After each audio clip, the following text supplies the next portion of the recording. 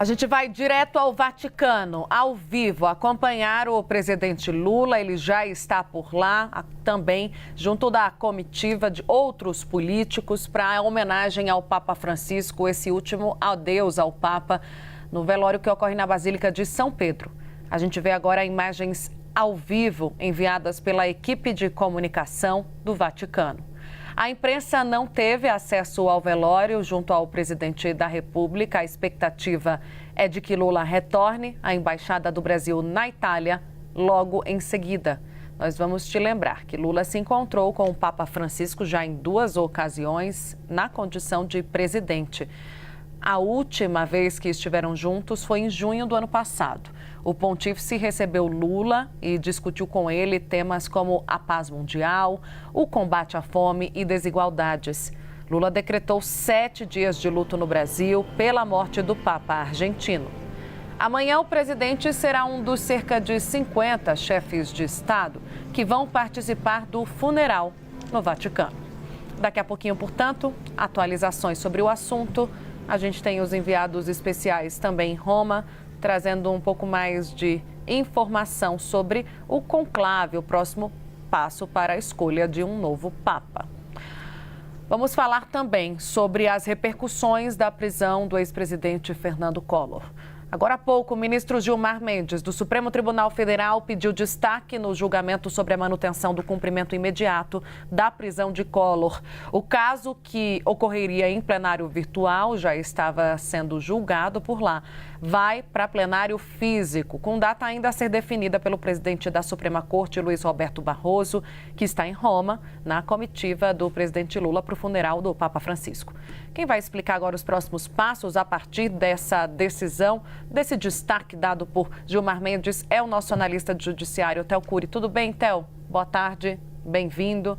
Theo, deve demorar muito? É algo que nas próximas horas a gente já deve saber a previsão de julgamento em plenário. Mais do que isso, Theo, eu queria que você explicasse se tem alguma influência o fato de se tratar de um ex-presidente, esse caso ter sido levado a plenário físico?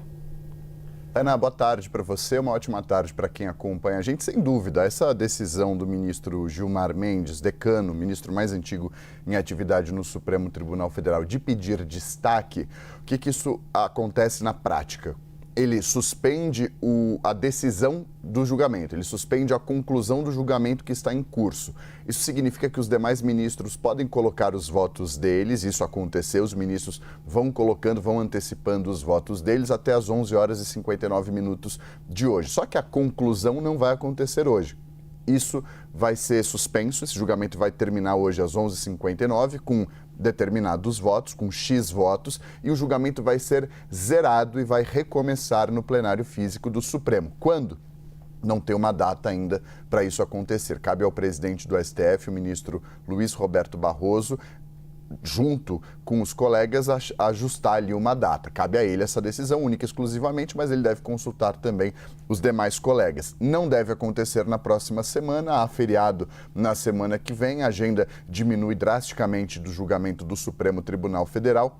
A partir, então, não dessa, mas do começo de maio, esse julgamento já deve ser retomado. Ainda não há uma confirmação de data até agora. Fato é que o ministro Gilmar Mendes toma essa decisão, obviamente levando em consideração a decisão de pedir destaque do julgamento, porque o julgamento vinha acontecendo no plenário virtual, sem discussão, sem debate, sem transmissão. Os ministros apenas colocavam os votos deles, acompanhando ou não o voto do relator, que é o ministro Alexandre de Moraes. Moraes colocou o voto dele, Flávio Dino seguiu, Edson Fachin seguiu, Gilmar Mendes pediu destaque, Luiz Roberto Barroso antecipou o voto dele, 4 votos então, por enquanto.